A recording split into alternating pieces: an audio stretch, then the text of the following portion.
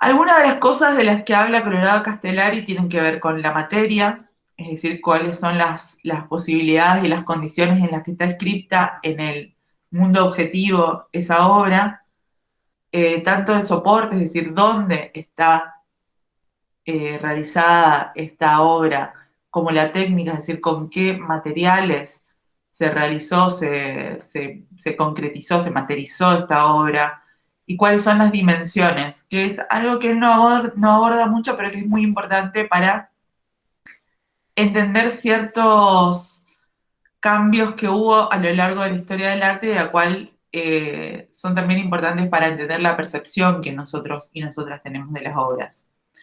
Todo esto que estamos hablando se refiere, por supuesto, al arte matérico, ¿no?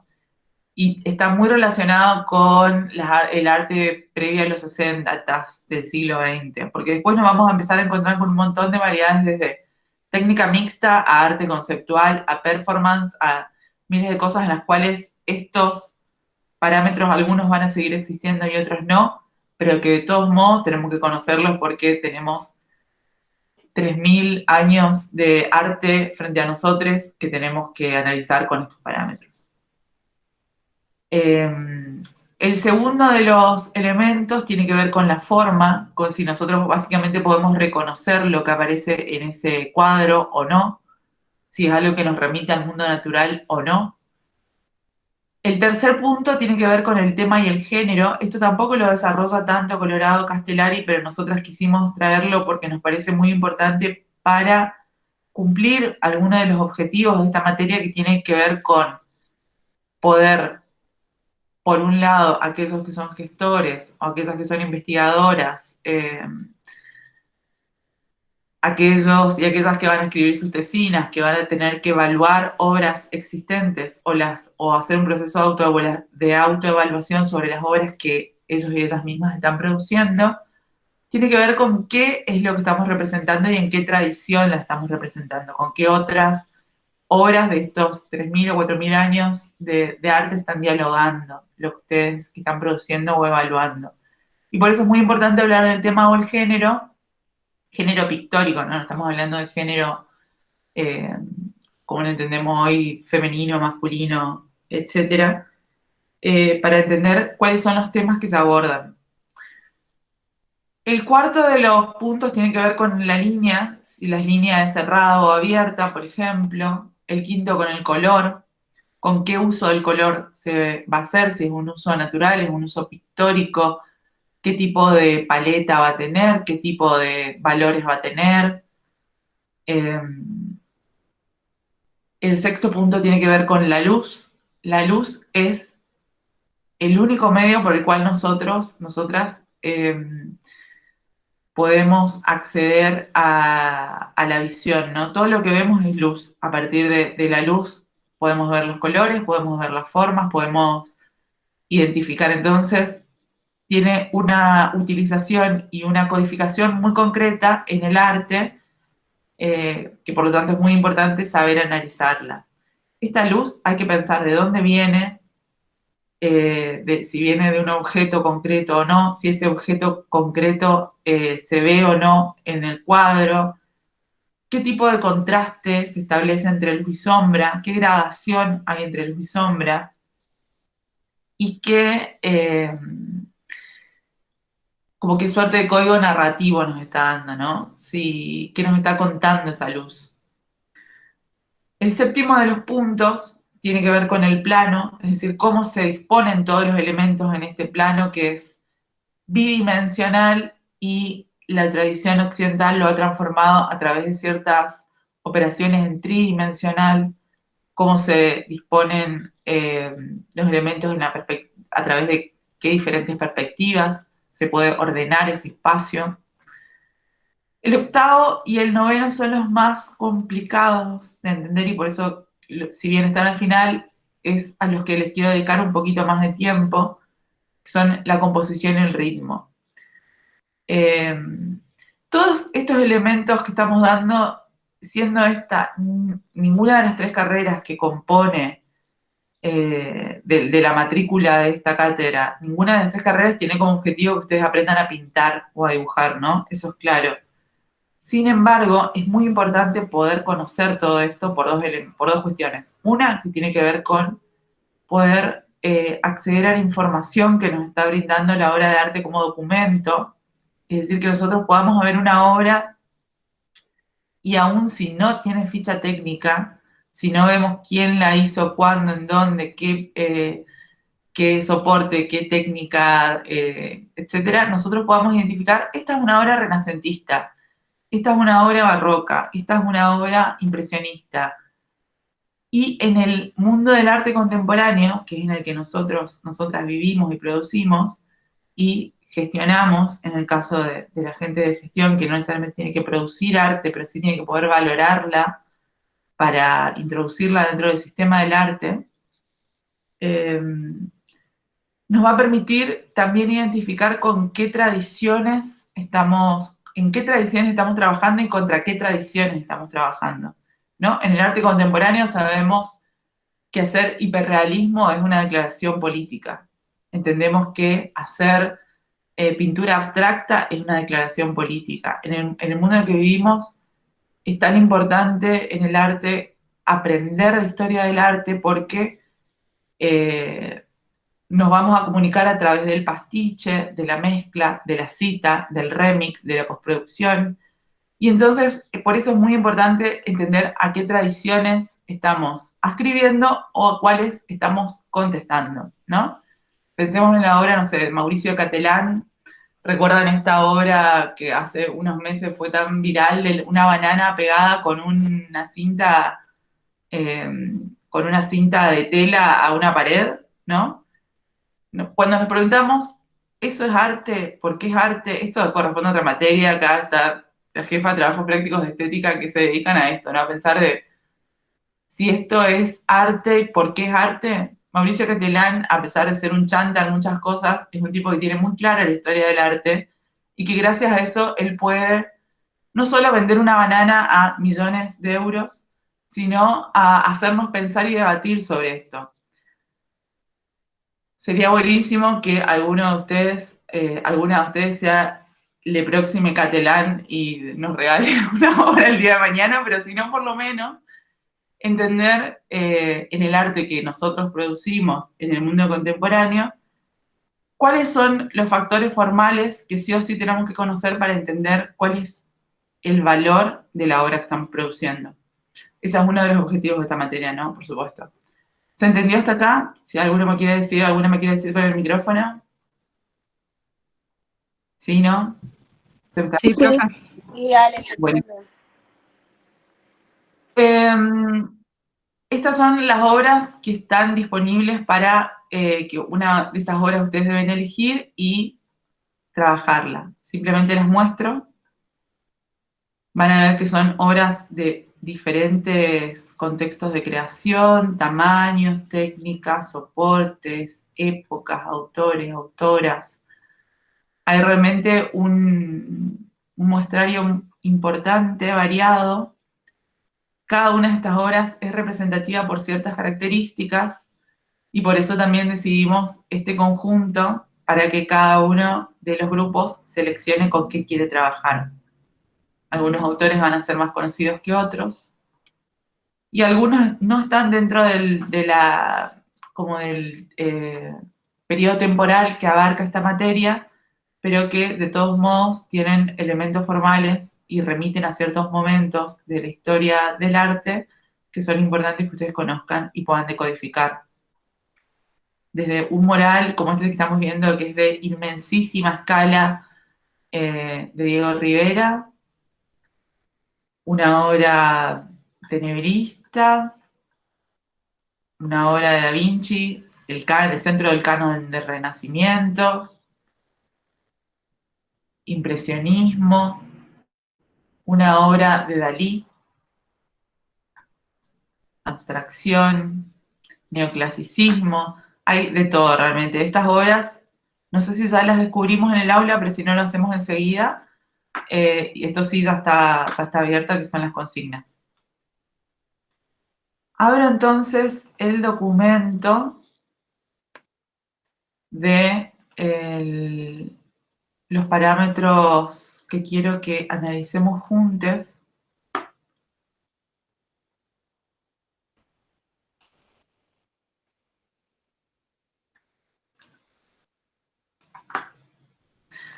Ahora sí lo que me gustaría, por favor, es que, les reitero, yo estoy hablando frente a un PDF para mí, digamos. Sí, todo va perfecto por ahora, Ale. Así que, por favor, Sí, que no se entienda, abran el micrófono y díganme porque el chat tampoco lo veo. ¿Puede ser? claro. Eso, por favor, porque recién se rió Gaby Salazar, se rió de tu chiste, pero se rió Claro, de modo silente. tipeando, se rió tipeando. Ya están habilitadas los Genial, ejercicios que recién dijiste, ya se pueden ver. buenísimo. Perdón. Entonces, empecemos sobre el primero de los elementos, el primer elemento del que habla el texto de Colorado Castellari, que tiene que ver con la materia, en este caso el soporte. Se han utilizado en diferentes momentos de la historia del arte, en algunos momentos ciertos soportes específicos, pero en general, históricamente todos han sido utilizados dependiendo del costo, del acceso, del artista o la artista a los materiales, de dónde iba a quedar, de quién lo había encargado, eh, cuál era la posibilidad de portabilidad de la obra, un montón de cuestiones que son importantes e interesantes de pensar también, ¿no? ¿Cuál es la duración que tiene una obra hecha sobre papel en relación a una que te encarga el emperador para hacer no sé, o el papa te encarga hacer la Capilla Sixtina? Las dos son obras. ¿Cuál es eh, el objetivo de cada una? ¿Cuál es la condición de durabilidad, etcétera? El soporte es muy importante. El segundo, perdón, de los elementos en cuanto a los contenidos objetivos de la materia tiene que ver con la técnica con la que se trabaja sobre ese soporte.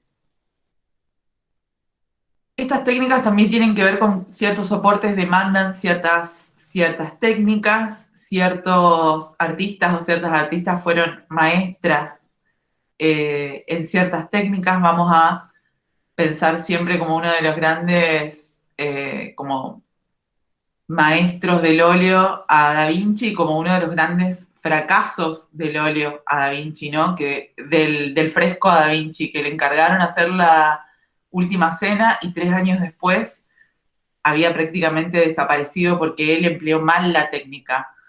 Entonces, también pensar en cuáles son estas condiciones en las que determinados artistas van a trabajar con determinadas técnicas sobre determinados soportes, que va a tener determinado valor. Cuando a Rivera le piden hacer esa obra, una de las obras que ustedes tienen para hacer, para analizar como uno de los mercados, o cuando le piden hacer un mural en la fábrica de Rockefeller, digamos. ¿Con qué técnica decidió hacer cada una? Son todas cosas que ustedes tienen que investigar porque hay un montón de información valiosa para valorar la obra ahí. Y cada vez que yo diga valorar la obra no tiene que ver con es una obra cara o no cara, o es una obra que me gusta o no me gusta. Esas son cosas totalmente subjetivas y realmente si les gusta o no les gusta no es tan importante en un punto, porque eso también va a variar y es como el paladar, ¿no? Si estamos acostumbrados a comer salchichas con puré y un día nos dan curry, no nos va a gustar, pero no porque el curry sea malo, sino porque nosotros tenemos un paladar infantil. Para poder valorar el curry tenemos que aprender de ciertos ingredientes, tenemos que aprender de texturas, de sabores, de colores, y eso es un poco lo que estamos haciendo acá, ¿no? Ampliando nuestro paladar para que no todo sea vaporwave o arte conceptual. La materia entonces tiene que ver con, en el texto de Colorado Castellari hay una descripción de qué es cada una de estas técnicas, que no me voy a detener, por supuesto, a hacer porque, reitero, esta no es una escuela de artes visuales, esta no es la escuela de bellas artes, ustedes no están en un taller de pintura, es decir que no, me parece que en este momento no, aunque sería buenísimo, no podemos ver una por una de estas técnicas. El temple, vamos a ver que siempre está utilizado para murales, que se utilizó muchísimo durante el Renacimiento. El óleo, sobre todo pensado para soportes de madera o lienzo, para hacer retratos, para hacer pintura de caballete. La témpera, que es una técnica de acabado y de trabajo muy rápido, evanescente, que se utiliza para pequeño formato, para material portable, que se utilizó muchísimo durante el romanticismo, por ejemplo, que fueron los primeros pintores que empezaron a salir de los talleres a pintar el paisaje, un paisaje que era un reflejo de su interior en el exterior. Eh, bueno, por ejemplo, el pastel también, una técnica que probablemente lo hayan hecho en la escuela primaria, o por lo menos yo lo hice, la típica de los crayones o pasteles, que son estas pequeñas barras que nos permiten dibujar sobre papel también rápido, que nos permiten inscribir con con mucha eficiencia el movimiento, por ejemplo, por eso lo va a utilizar como uno de los grandes maestros del pastel va a ser Degas en el impresionismo, en esta búsqueda del reflejo de la evanescencia y de la delicadeza, de la fragilidad de las bailarinas. El acrílico, que va a ser un material que va a aparecer en el siglo XX, de colores plenos, brillantes, que va a llenar el soporte, que va a cubrir el soporte perfectamente, de secado rápido, que va a tener mucho que ver con el arte del siglo XX, en esta cuestión de los colores brillantes, plenos, que se hace rápido y se vende rápido. Pensemos que un óleo podía tardar meses en secarse, es decir, que desde que el momento en que a mí me encargaron el cuadro hasta que yo lo entrego puede tardar un año en entregarlo, pero porque el óleo nunca se secaba. Entonces eso implica un costo, implica un tiempo, implica un modo de producción. Y otras técnicas que van a, si bien algunas de ellas no nacen en el siglo XX, como el trabajo sobre metal, van a ser dominantes en el siglo XX, sobre todo después de las vanguardias históricas, como métodos de experimentación y de búsqueda de conseguir nuevos efectos que reflejen el mundo nuevo en el que están viviendo, como por ejemplo el collage, ¿no? Que es eh, un descubrimiento, podemos decir, de la tercera etapa del cubismo, que lo desarrollan con mucha fuerza los dadaístas, pero justamente porque tiene que ver con el uso de materiales baratos, de materiales de descarte, que reflejen un mundo hiperfragmentado y en conflicto como el que como el que se estaba viviendo durante la Primera Guerra Mundial. Es decir, que cada una de las técnicas, al igual que cada uno de los soportes, no va a ser en ningún caso eh, una decisión caprichosa, ¿no? No decir, uy, sí, bueno, empecé a pintar al óleo porque, bueno, está, ¿no? Me pintó. No, porque requiere muchísimo tiempo, muchísimo dinero. De hecho, el óleo hoy en el arte contemporáneo está empezando a ser vuelto a, a utilizar porque después de haber sido casi un año, casi un siglo dejado de lado, porque se están buscando obras en el mercado que sean posibles de vender a precios más altos, ¿no? Y eso, aprender a pintar al óleo, implica una maestría técnica que no todos los pintores o las pintoras pueden demostrar. En el Chaco tenemos una de las grandes pintoras contemporáneas del óleo, que es Cintia Red, no sé si la conocen. Eh, Creo que Andy ella va a tener una muestra, o iba a tener una muestra en el MUA, ¿no? Antes de que todo esto... No, no ahora. Ibas a poner una obra, pero bueno, esa muestra quedó pendiente por la pandemia. Una obra de ella de dimensiones monumentales, que nos quedó también además en el museo, ahí a la espera de del montaje. No O volveremos sea, a... la obra no solamente tiene una maestría técnica, sino que además el valor económico de la obra es inconmensurable en este momento, porque como para tirar un dato, un pomito de óleo que podría cubrir una superficie de 1 metro cuadrado posiblemente, está cerca de los 500 pesos y esta obra tiene más de 3 metros por unos 50. Eh, y Compramos no escatiman material, o sea, de material la obra es carísima, ya, sin pensar en su valor estético o artístico, ¿no? O más sea, el tiempo, ¿no? Pensando en esto que también más es el tiempo, claro. como, También, como investigadores y como gestores, nosotros sepamos poder valorar una obra también dentro del mercado, tiene que ver con cuánto podemos pagar por una obra de óleo, al óleo, muchísimo. Perdón. así es. Así es, pero es un conocimiento valioso también el valor de los materiales, el valor económico de los materiales al momento de juzgar una obra, por ejemplo, ¿no? De tasar una obra, por ejemplo, que eso podría también ser un campo que podría abrirse para los gestores culturales. Exactamente, de hecho, la tesis de Melania Ojeda Schneider, la primera egresada de la carrera de artes combinadas, tiene que ver con esto, con el tema del mercado y el valor en el arte regional. Es muy, muy interesante también pensar estos campos de investigación posibles. Yo mientras vos vas hablando, Ale, y por ahí mencionas algunos artistas, los voy escribiendo en el chat, Genial. así que Seguimos en cuanto a materia, también lo que le pedimos que aparezca en la ficha técnica, que aparece de todos modos en cualquier búsqueda que ustedes hagan sobre una obra, tiene que ver con la escala, con las dimensiones. Hablamos muchas veces de obra de pequeña escala, ahí estamos viendo el ejemplo de un Dalí, que probablemente ustedes reconozcan la obra de Sala del Tiempo, no sé cómo se llama, pero es la de los relojes derretidos, que al ver la obra en internet nosotros probablemente nos imaginemos que es una obra mucho más grande, ¿no? Y es una obra en realidad de 20 y pico por 30 y pico, es decir, que es casi como una hoja A4. También eso implica un trabajo muy importante que tiene que ver con el trabajo de detalle en pequeña escala, que también lo hace muy valioso a nivel económico y a nivel de evaluación de la obra, ¿no?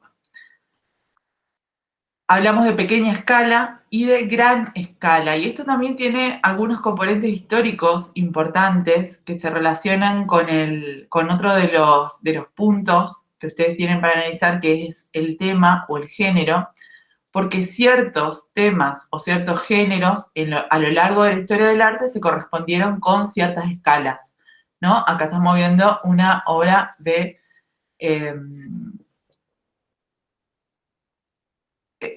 no me sale Velázquez, perdón, el otro, Rubens, ¿no? Bueno, perdón, ya es el tercer barroco. Eh, Decía que hay ciertos temas que se van a corresponder a lo largo de la historia del arte con ciertas escalas. Las grandes pinturas históricas, las grandes pinturas, los grandes temas, ¿no? Religiosos van a estar pintadas en gran escala, pero no así los paisajes, no así las pinturas de bodegón, por ejemplo, no así otros temas que van a ser considerados menores, que van a estar pintados en escalas mucho más manejables. ¿Qué sucede cuando en la década de 1860 Courbet decide pintar un tema totalmente banal como es un funeral de un pueblo, de alguien que murió que ni siquiera sabemos quién es, en una escala gigantesca de 5 metros por 6? Bueno, se arma un gran escándalo porque la dimensión de esa obra era solo correspondiente al funeral de un rey o a una gran pintura religiosa o a la coronación de Napoleón. Entonces, cuando se empiezan a cuestionar las escalas respecto al tema, también van a aparecer elementos interesantes de análisis. Lo mismo va a pasar cuando veamos, no sé, muralismo mexicano. ¿Por qué un mercado indígena aparece en una escala gigantesca cuando es un tema totalmente menor dentro de un continente súper racista como el nuestro, ¿no? porque justamente revaloriza los valores o pone en primer plano los valores de ese régimen político en particular, que fue quien encargó el mural, en el cual se empieza a pensar en una América indígena. Todo ese tipo de cosas que son muy importantes, pensar las escalas, ¿no?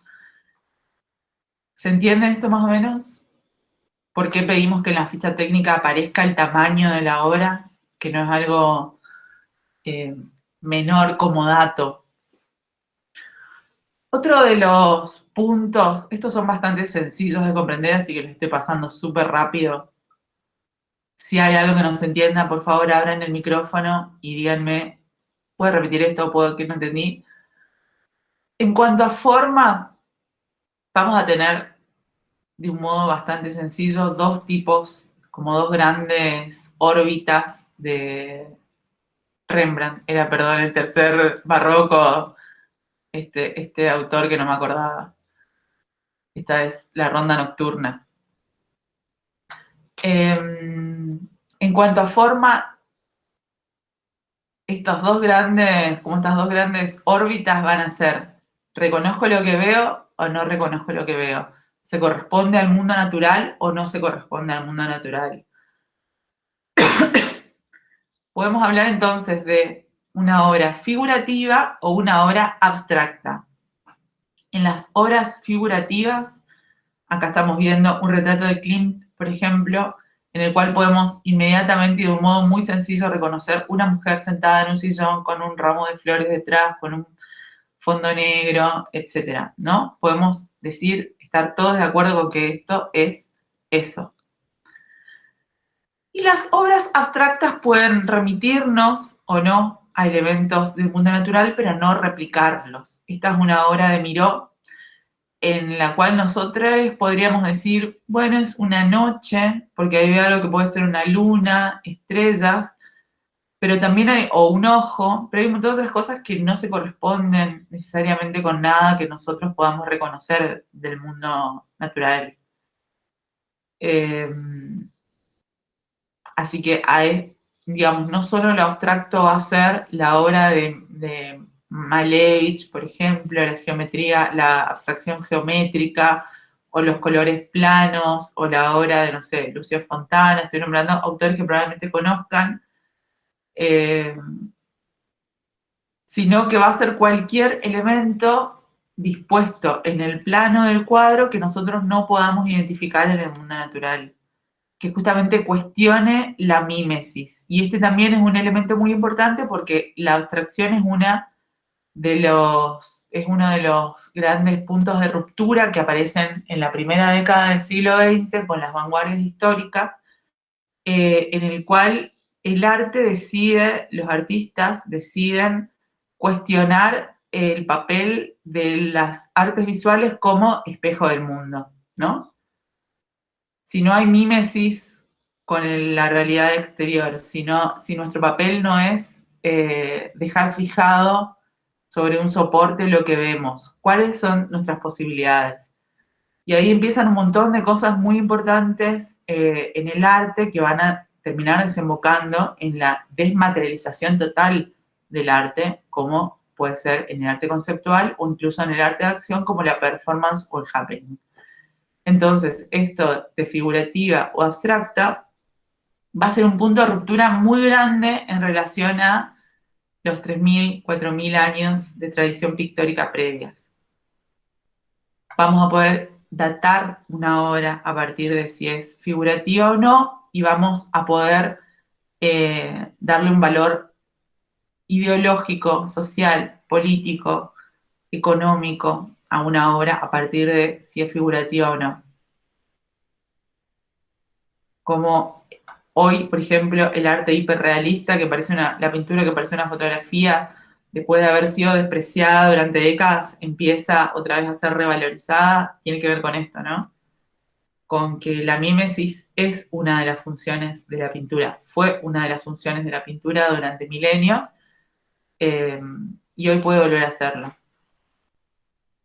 En cuanto a tema y género, esto no aparece desarrollado en el texto de Colorado, así que lo vamos a nombrar y tienen bueno, otra bibliografía que ustedes pueden acceder para saber de esto, pero son muy sencillos en realidad los puntos que tienen que ver con qué es lo que aparece en el plano, ¿no? ¿Qué es lo que vemos en el cuadro? ¿Qué es lo que podemos reconocer? Un retrato, una pintura de otra persona, un autorretrato, una pintura del artista o del artista. Hay artistas que se han abocado al autorretrato como género principal, ¿no? Frida Kahlo, Van Gogh, no sé, ciertas épocas de Gauguin. Vamos a encontrar que diferentes autorretratos nos van a permitir datar el momento en que se hizo la obra, los materiales con los que se hizo la obra, con qué otros elementos del contexto estaba dialogando. Y en esto tanto en las obras de Van Gogh como en las de Frida Kahlo, por ejemplo, como para poner dos ejemplos, vamos a encontrar eh, reflejos ideológicos del mundo, dependiendo de cómo aparecen autorretratados. Y otros ejemplos también interesantes pueden ser, no sé, Las Meninas de Velázquez, que es una obra que probablemente conozcan, y cómo se autorretrata Velázquez en el centro temático del cuadro, ¿no? Cómo decide pintarse a él pintando a la familia real. Eso tiene que ver con un cambio cultural, ideológico muy importante, eh, que es el que va a abordar Foucault en el primer capítulo de Las palabras y las cosas. No sé si lo leyeron por ahí en alguna materia. Si no, les recomiendo mucho que lean ese texto y que vean el cuadro de las meninas, para entender cómo en esa simple imagen, en apariencia que es un retrato de una familia real, aparece el cambio de paradigma en el cual Dios y el rey pasan a un segundo plano en relación al sujeto, como ese autorretrato que hace Velázquez en ese cuadro nos va a mostrar un cambio de paradigma en todo Occidente.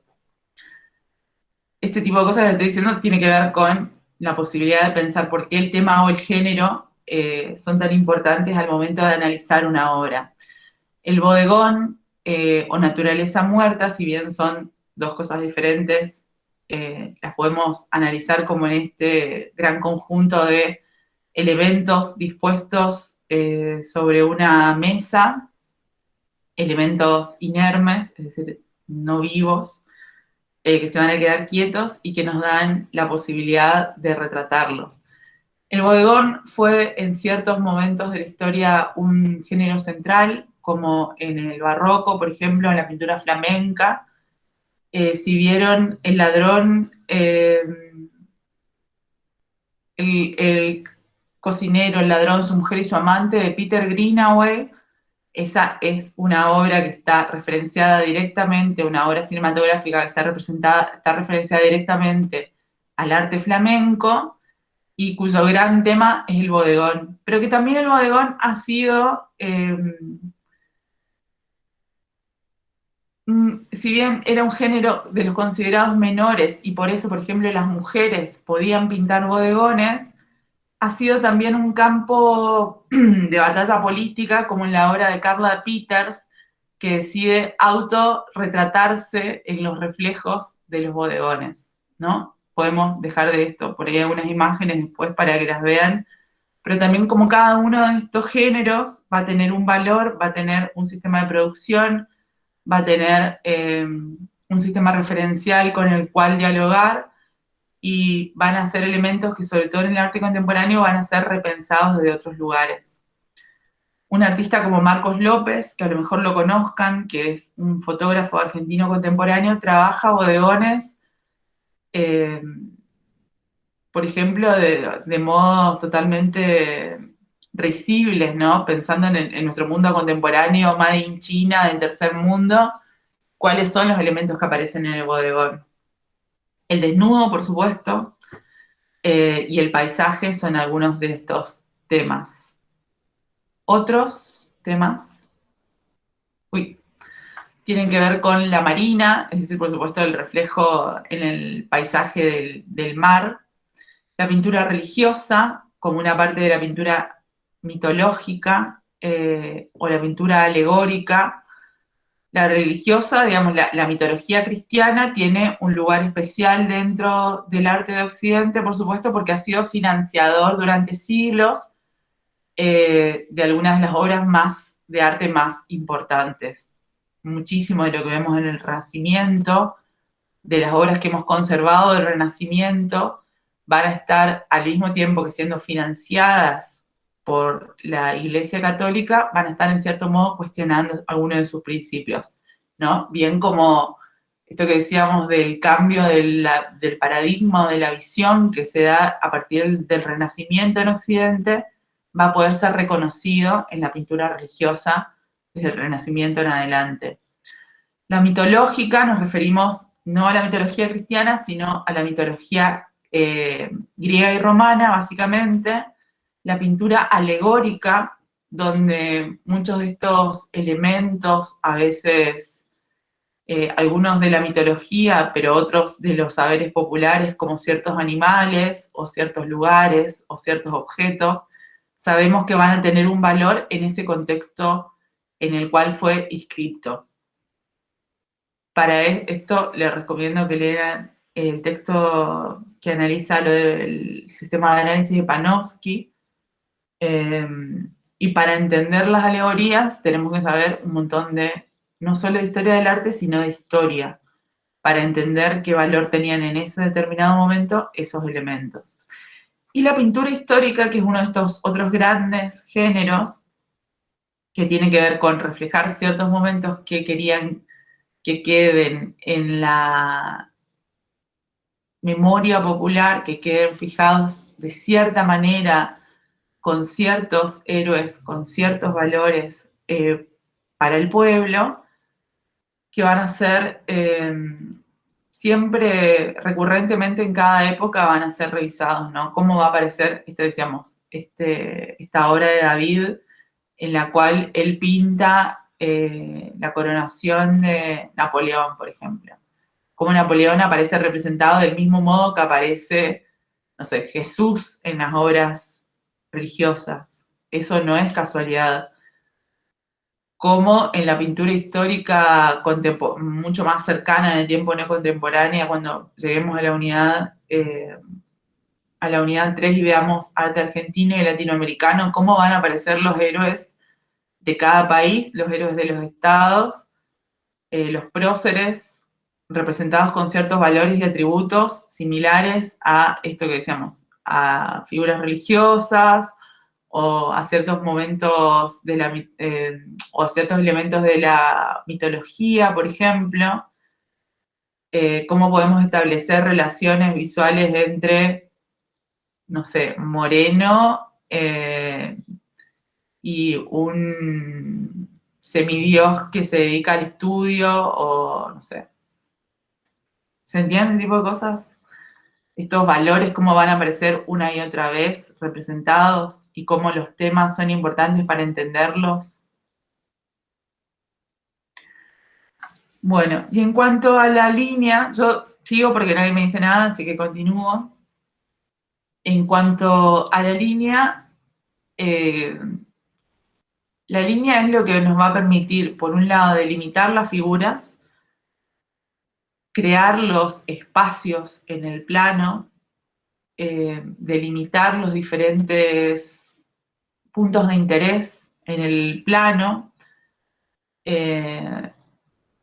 concretizar los objetos, separar los objetos del fondo, todo ese tipo de cosas las va a dar la línea. El uso de la línea no es universal, tiene que ver con técnicas específicas, con materiales específicos, con el uso que da cada uno de los artistas o de las artistas a la línea, pero también con momentos históricos. Lo que nos dice Colorado Castellari, que me parece una reflexión muy interesante, es que hay como ciertos componentes que nosotros podemos leer objetivamente en una obra de estos elementos formales que nos van a hablar de la sociedad en la que fueron producidos. Por ejemplo, las líneas cerradas, estas que decimos que es como nosotros vemos que la figura aparece recortada o separada del fondo, ¿no? No hay confusión acerca de dónde termina la persona y empieza la arena, nos va a estar hablando como el Renacimiento o el neoclasicismo, de sociedades ordenadas o que tienden al orden, a la jerarquía, a la reconexión con el canon clásico, con todo un montón de cuestiones que en otros momentos históricos las obras, como en esta que estamos viendo acá, esta es una obra de Goya, que nos van a hablar de sociedades diferentes, ¿no? En el cual la figura no aparece tan claramente desprendida del fondo. La figura es el elemento central y el fondo es el fondo. Eso se entiende, ¿no? Aquí estamos hablando, ¿de qué estamos hablando cuando decimos figura y fondo? Él dice que en estos momentos en que se utilizan líneas abiertas, en el cual la figura y el fondo quedan prácticamente fundidos, en muchos casos difuminados esos bordes, absorbida la figura por el fondo, nos van a hablar de momentos históricos de tal vez de mayor confusión, pero también de mayor autonomía, tanto del artista como del espectador. Porque este tipo de obras nos hace acercar a la obra, nos hace prestarle una atención especial, nos hace reconstruir esa separación entre figura y fondo, nos pone en un lugar activo, eh, y por eso va a aparecer en ciertos momentos como el barroco o el romanticismo, en el cual, o de la mano de ciertos artistas también, que justamente nos van a hacer cuestionar la relación mimética del arte con la realidad. Entonces la línea cerrada o abierta nos va a permitir establecer estos valores y también datarla, ¿no? También decir claramente en qué momento de la historia fue producida. ¿Se entendió esto de la línea? ¿Hay alguna duda? No. Seguimos acá, Ale. Yo te contesto para que no te sientas sola. Gracias. Hola, profe. Hola, no me Hola, dejen sí. sola. Hola, Bien. sí.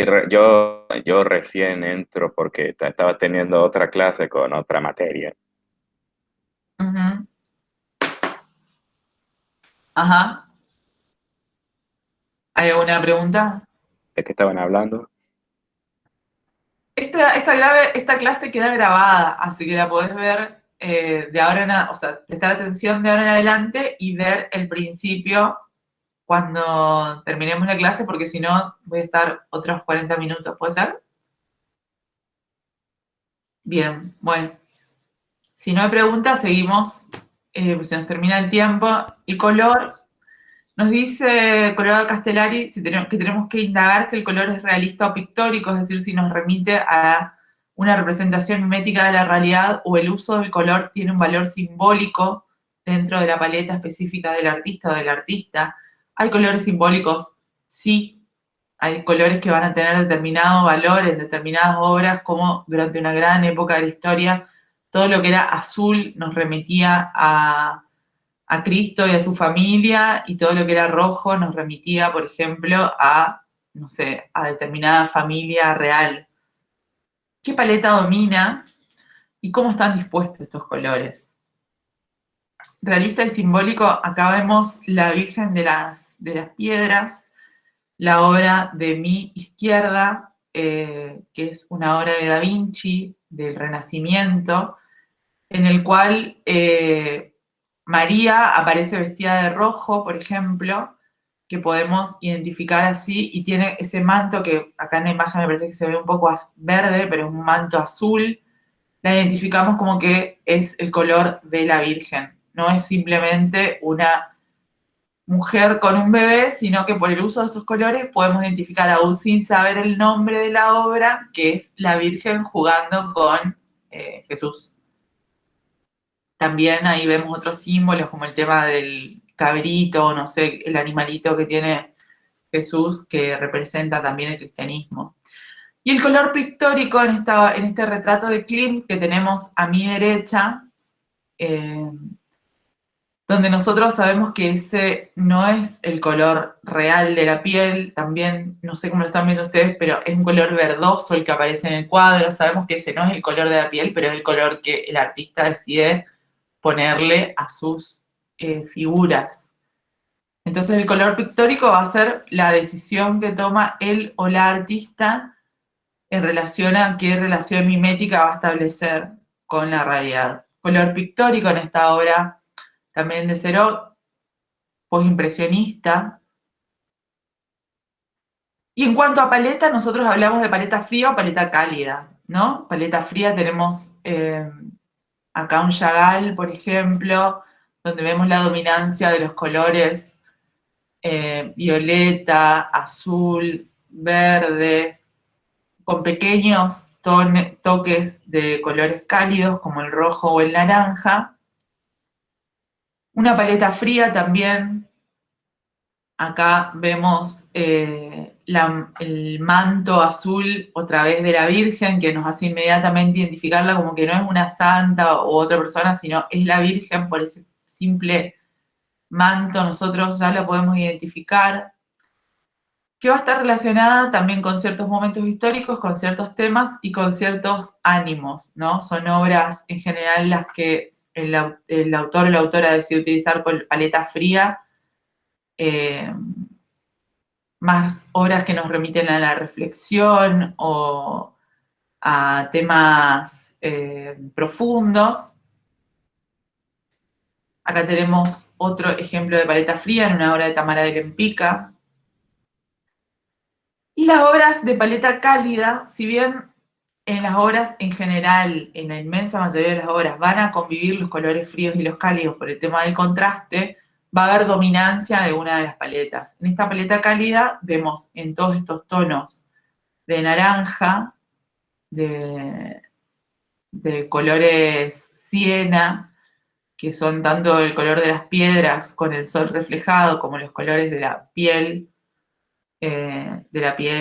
caucásica al menos, que aparecen en los retratos de esta obra de Dalí, como en esta otra obra de Miró, en la cual vemos una dominancia del rojo, del naranja, del amarillo, contra, si bien vamos a ver verde, vamos a ver zonas de azul, por supuesto, la gran dominancia va a ser una paleta cálida. La paleta cálida, dice Colorado Castellari, que los artistas la utilizan para temas vibrantes, pasionales, urgentes. Esta es Susana y los viejos. Esta es una de estas obras mitológicas en la cual vemos a esta mujer que está siendo acosada, una joven que está siendo acosada por dos ancianos, en la cual también vemos su ropaje rojo, toda una dominancia de colores cálidos, ¿no? Rojo, naranja, en diferentes puntos del cuadro. Si ven, podemos ver puntos verdes y otros colores fríos, que como les digo, siempre o en general va a haber una convivencia de las paletas frías y cálidas, en general va a haber una paleta dominante.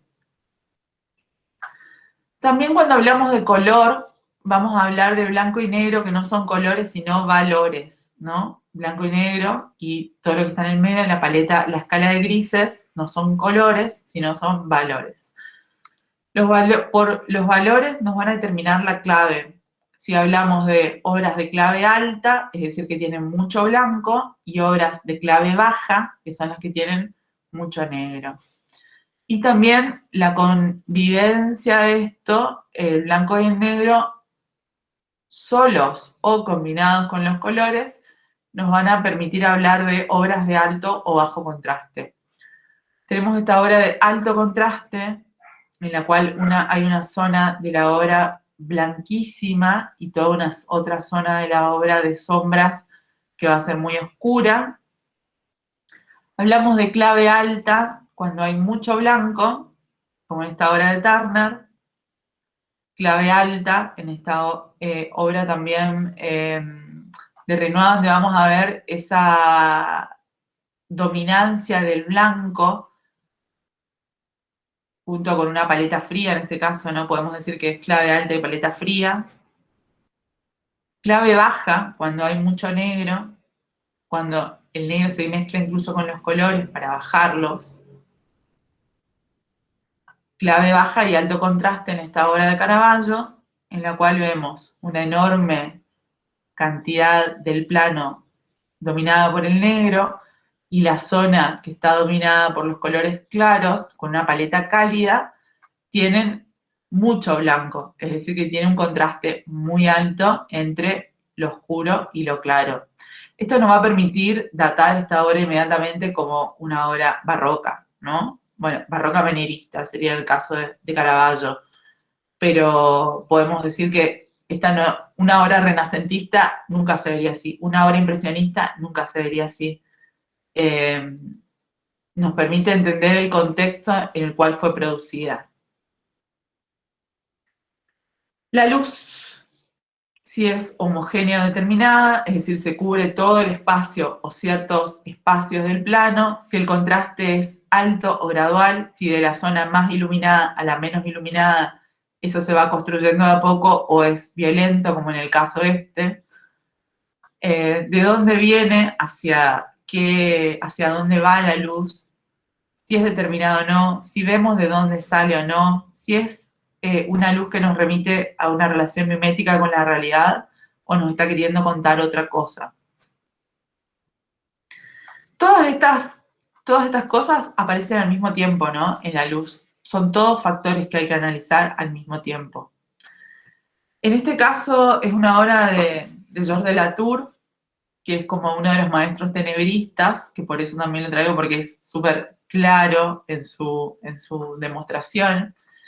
Podemos ver esta clasificación de la luz. Vemos una fuente visible, porque hay acá una lámpara iluminada por una vela, que es el foco que nosotros vemos de dónde sale la luz. Es determinada porque está cubriendo una zona bien concreta del cuadro. Tiene un contraste alto porque la zona que tiene iluminación tiene mucha diferencia con la zona de sombras, de acá atrás, por ejemplo. Es explícita la fuente porque otra vez vemos la fuente, vemos de dónde sale, la luz emerge de la vela, del fuego de la vela. Y es conceptual porque, y acá es donde entra el elemento que ustedes tienen que investigar, ¿no? En este caso lo que está hablando la obra es la iluminación de la razón, de la ciencia, de un experimento. Está hablando de un momento de la historia que es el iluminismo, justamente, en el cual la idea de la ciencia y la razón iban a hacer progresar a la humanidad hasta el infinito, estaba representada en este caso por esa lámpara que les permitía no solo leer, sino, bueno, acceder al conocimiento, ¿no? En este caso, tenemos, por ejemplo, ¿vemos una fuente visible? Sí, porque la luz está viniendo de esta ventana, ¿no? Está viniendo de aquí. ¿Es determinada? Sí, porque está viniendo de esta ventana que no queda en el centro de la habitación, sino que queda atrás, a un costado, y eso hace que la luz entre fuerte de un lado y deje toda otra zona en sombra. Vemos acá, lo habrán visto 1000 veces como el meme de Putin, porque es igual, es una pintura flamenca. Vemos cómo entra por esta zona la luz. La mitad de la cara está muy iluminada y la otra mitad en sombra de este personaje, ¿no? El contraste es gradual porque esta zona no queda negra, sino que tiene iluminación dependiendo de, por ejemplo, donde no tapa la sombra el hueso de la nariz. Aquí vemos que hay más luz, pero en otras zonas como estas, ¿se ve el cursor? Sí, se ve, Ale, se ve bien. En otras zonas como esta se ve la zona de la cara en sombras, porque es donde justamente se proyecta la sombra de la nariz. Es oblicua y es explícita porque sabemos de dónde viene.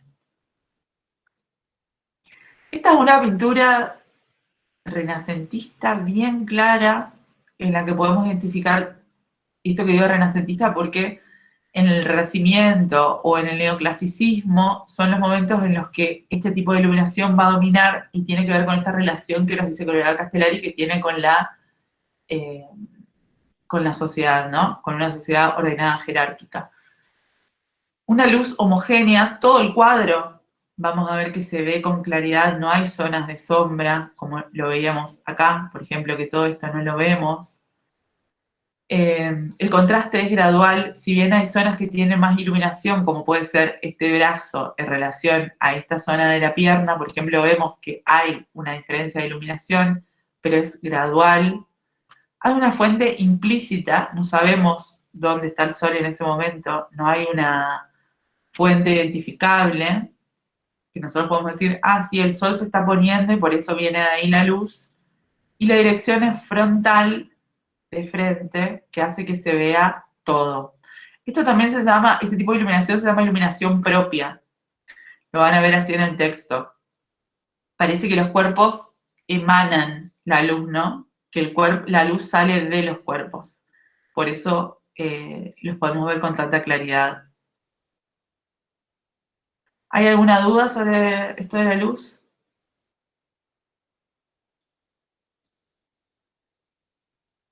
¿Sigo?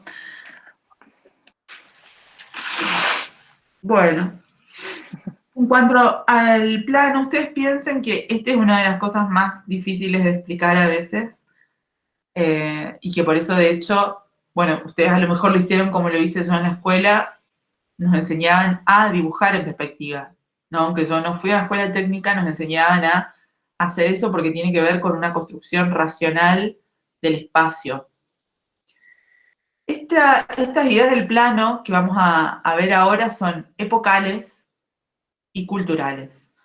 No hay una forma de construir este espacio correcta y las otras son incorrectas. La construcción de la perspectiva monocular que vamos a ver como dominantes del Renacimiento en adelante es una entre un montón de otras posibles. Digo epocal porque, de hecho, en el texto van a encontrar los ejemplos de en qué momentos se utilizaron qué perspectivas y cómo respondía eso al contexto en el que fueron producidas. Y también cultural porque en toda la pintura japonesa, por ejemplo, o la pintura oriental, la perspectiva va a ser diferente, va a tener esta idea de la perspectiva rebatida, que nunca existió en Occidente, ¿no? Como que está todo colocado hacia adelante. Que de hecho los postimpresionistas como Cézanne y de ahí en adelante la toman del arte japonés en el momento en el cual Occidente finalmente había podido penetrar en Japón y reconocer sus obras históricas y artísticas que eran desconocidas para nosotros. Y a partir de ahí empieza a aparecer en el arte occidental este tipo de perspectiva, que no tiene nada que ver con nuestro pensamiento o concepción del mundo. Es decir, también ahí el arte opera como traductor cultural, ¿no? Este es uno de los grandes desafíos para los artistas y las artistas, porque ustedes piensen que, por un lado, la línea tiene una sola dimensión. La línea es solo lo que yo hago. El plano, el cuadro, tiene dos dimensiones, alto y ancho.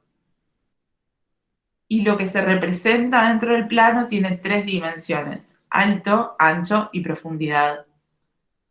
Por eso cuando se dice cine 3D, el cine nunca es 3D, el cine es 2D siempre, porque lo que nosotros vemos es una pantalla plana, donde vamos a tener alto y ancho. Nos va a dar la ilusión por, bueno, el uso de diferentes colores, etc.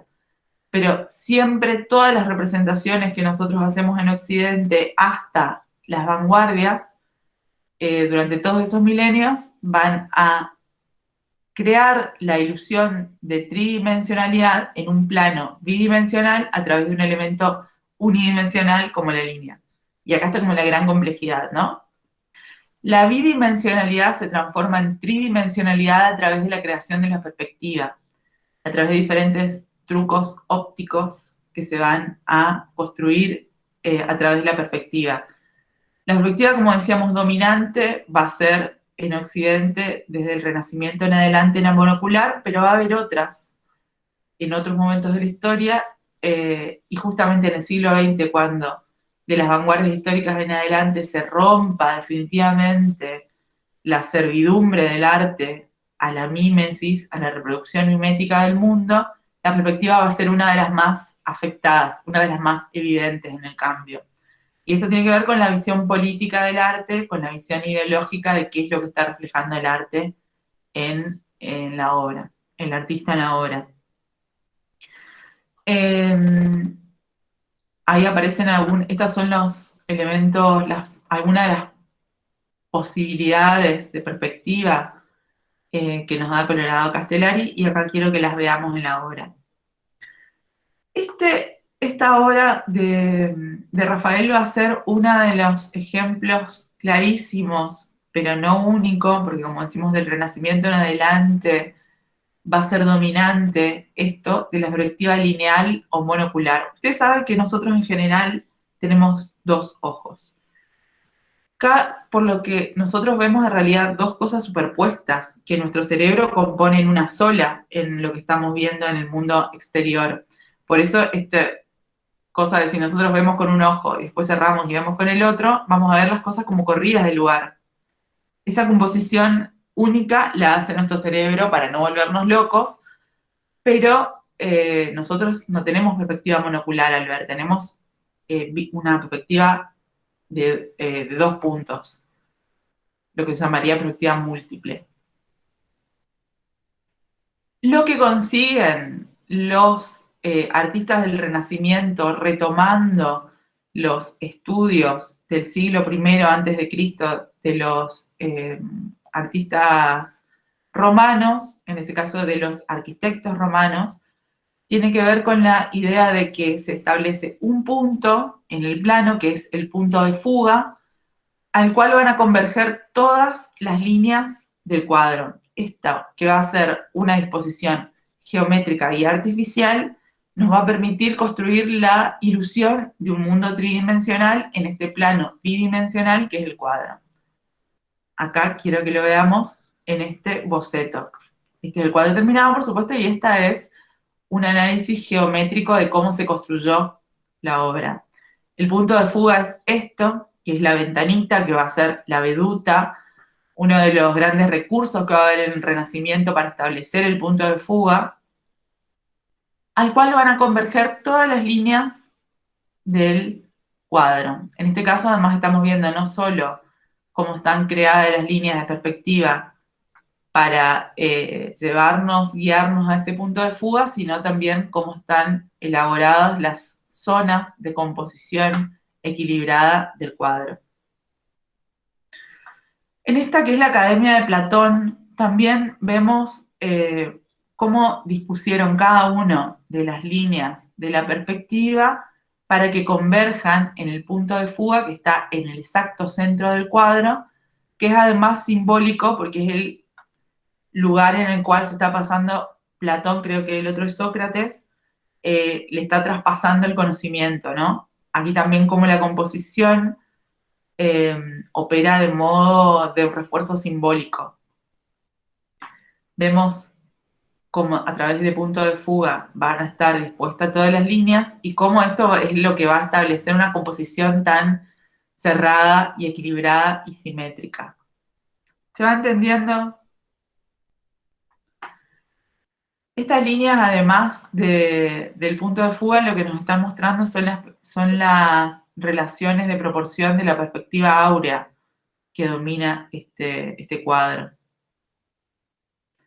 Acá tenemos la última cena de Da Vinci, con algunas de los elementos que él pensó, diseñó geométricamente para que la composición sea perfectamente equilibrada dentro del canon renacentista, por supuesto, en el cual vamos a ver otra vez la veduta, esta ventanita que es el punto de fuga, el punto central que va a ser la cabeza de Jesús, como cada una de las líneas de las columnas, cada una de las líneas de la construcción arquitectónica que está detrás van a reforzar esa composición perfectamente equilibrada, y a su vez como en este diseño de la composición equilibrada va a ir colocando un tamaño de progresión perfecta a cada una de las figuras, además de lo simbólico, que es por supuesto este tema del triángulo en el cual está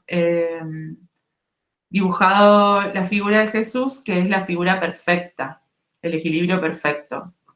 No podría haberlo colocado en otra posición. Acá otra vez la idea del triángulo, que vamos a ver que es la composición preferida por los artistas renacentistas, en el cual además no es que va a haber un solo triángulo, va a haber un montón de triángulos. Acá tenemos uno completo, que ocupa toda la superficie. Cada una de las figuras tiene a su vez su propio triángulo de composición, que se van sumando unos a otros. En este caso las líneas de atención van a pasar por los lugares más iluminados, que son el hombro, el rostro de la Virgen, el rostro de Jesús.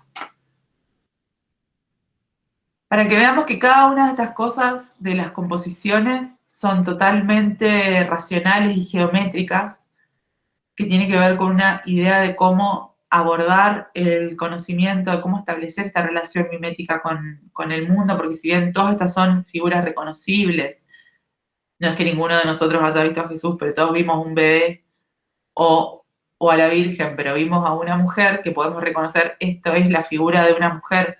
Ah, pero vemos que es cómo se van acumulando los planos de sentido, ¿no? Ah, pero no es cualquier mujer, es la Virgen, porque tiene un manto azul.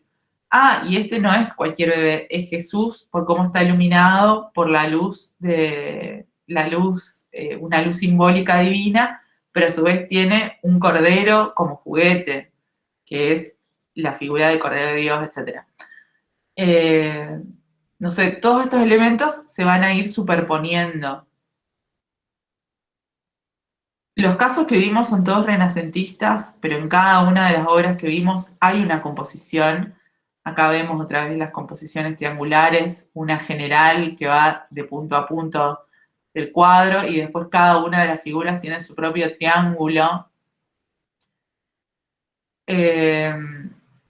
Esta, por ejemplo, podemos ver una composición, si bien hay un triángulo, acá claramente que podemos leer, también hay un círculo en el cual está comprendido todo el saber y el conocimiento, y ahí también podríamos establecer una composición casi en espiral que va desde el punto de la luz más fuerte.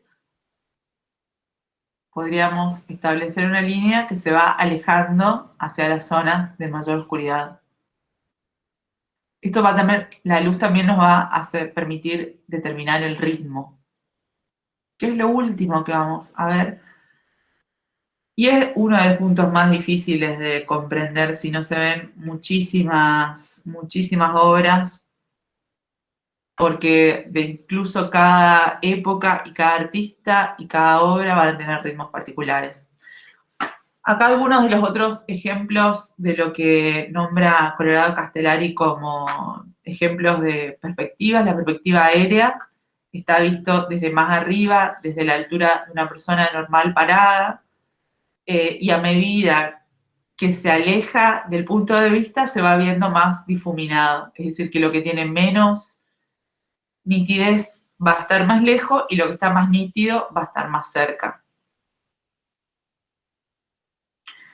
Esta es la perspectiva aérea o la perspectiva caballera que nombra también Colorado Castellari, que tiene que ver con ciertos momentos de la historia, justamente jerárquicos y ordenados, en el cual la perspectiva va a estar sobre, el punto de vista va a estar sobre la altura de una persona normal, parada, de un adulto normal, parado,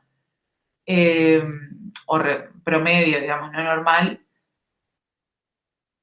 que nos va a remitir a esta idea de estar arriba de un caballo. Quienes tenían caballo, por supuesto, las personas que tenían poder y recursos económicos, y también todo lo que esté más cerca va a ser más definido y lo que esté más lejos va a estar más difuminado.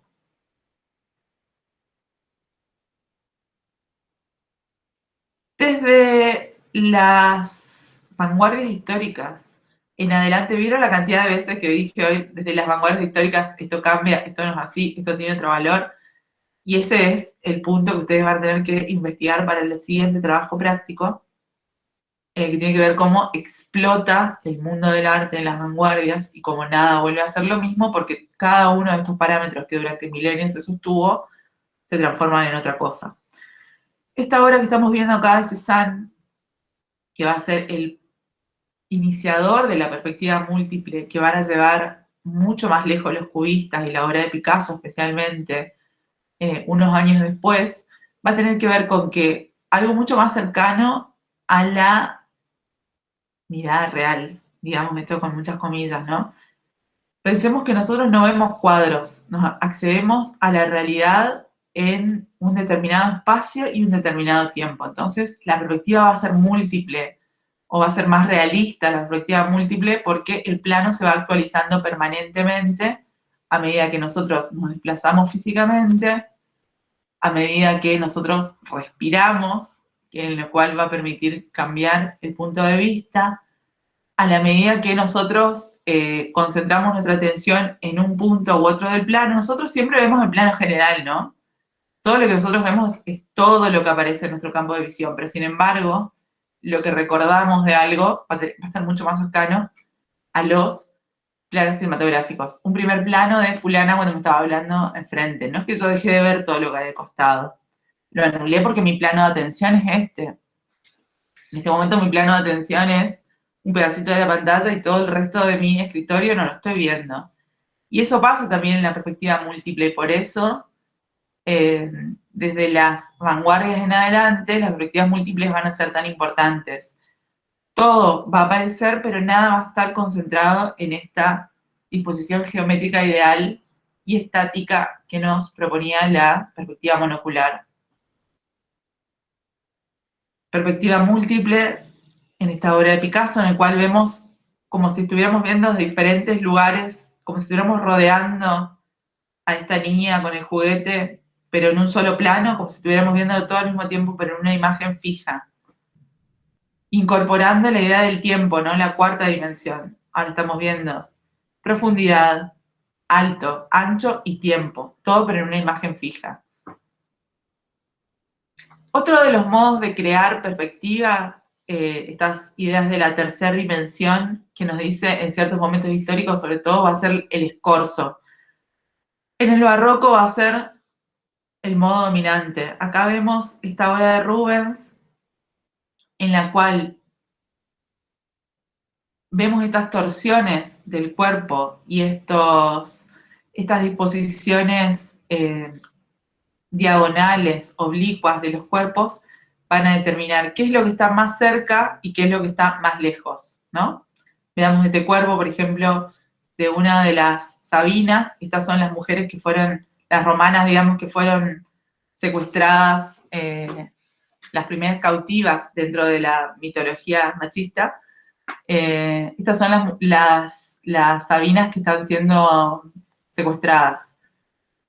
En esta Sabina vemos entonces como la torsión del cuerpo, que incluso es, a pesar de ser Rubens un gran pintor, es anatómicamente incorrecto ciertas medidas del cuerpo, pero él se toma esas libertades, por ejemplo, el largo de las piernas en relación al largo de los brazos, justamente para demostrar que las piernas están más cerca del punto de vista del espectador que los brazos, que están más lejos.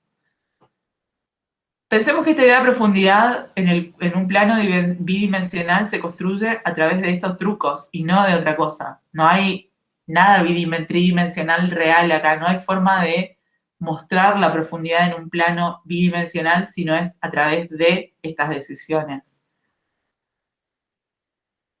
El escorzo en esta obra de Caravaggio, en la última cena, no, la cena de Maús creo que se llama, también vemos cómo en estas torsiones de los cuerpos, en las líneas oblicuas, en la... sí, como en estas... ya me va a salir la palabra, digamos, como estas ciertas deformaciones anatómicas son de las que hablamos cuando hablamos de escorzo, ¿no? Para demostrar qué está adelante y qué está atrás. En este caso, además, Caravaggio, para conseguir eso, usa el recurso de las luces, ¿no? De unas luces de alto contraste, una paleta cálida.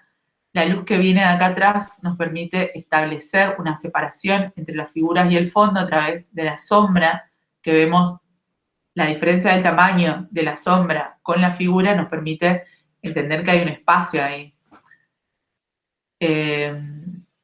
La perspectiva de cómo está diseñada la mesa, ¿no? Que no es geométricamente perfecta, a como si nosotros nos paráramos frente a una mesa, frente a una persona que está sentada, no la veríamos así.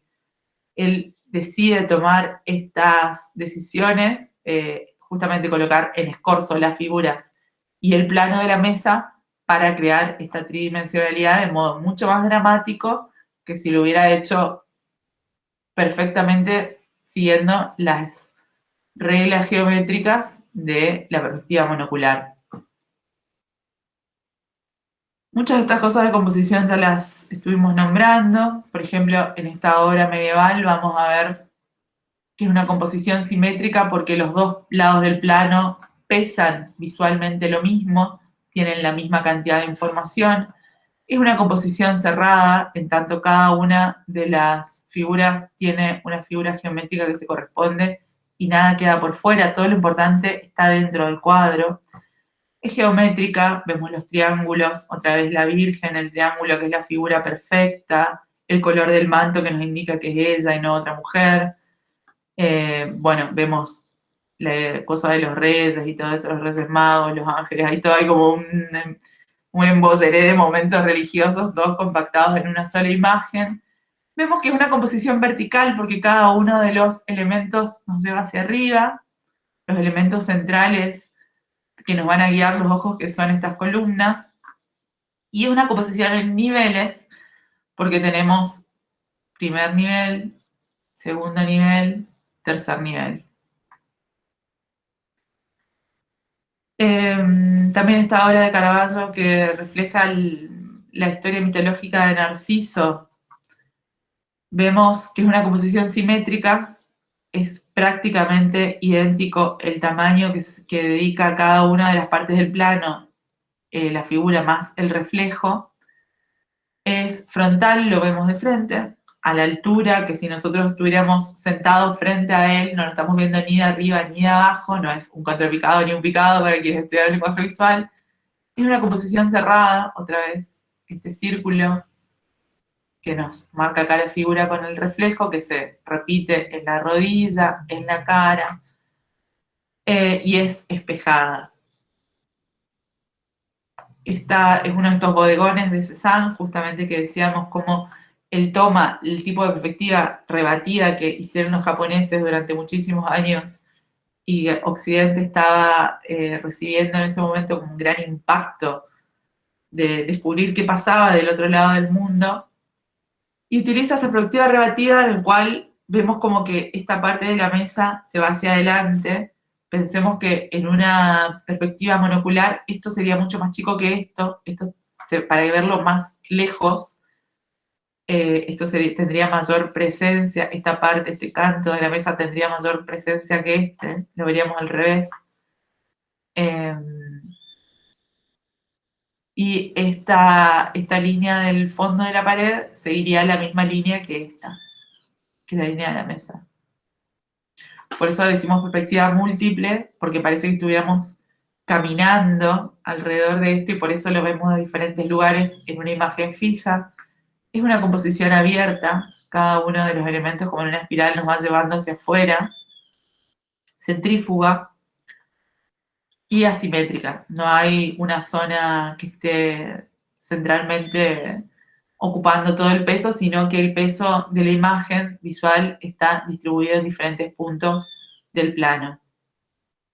Acá vemos dos obras de Goya, una totalmente neoclásica y una romántica, como en esto también, que necesariamente un artista es una cosa, aunque si bien, bueno, Goya es un caso particular, ¿no? Pero en este caso tenemos una composición central en la figura del rey, cerrada, otra vez en el triángulo, con una iluminación bastante homogénea, si bien hay zonas de mayor iluminación, no vemos una fuente explícita de luz como una ventana o una vela o lo que sea. Y podríamos decir también una composición vertical, ¿no? Que es como vemos cada uno de los elementos nos va llevando hacia arriba. Acá tenemos en esta otra obra de Goya, el aquelarre, vemos una composición curva, los elementos centrales están diseminados acá en esta misma figura que repite la fuerza de la forma de los cuernos.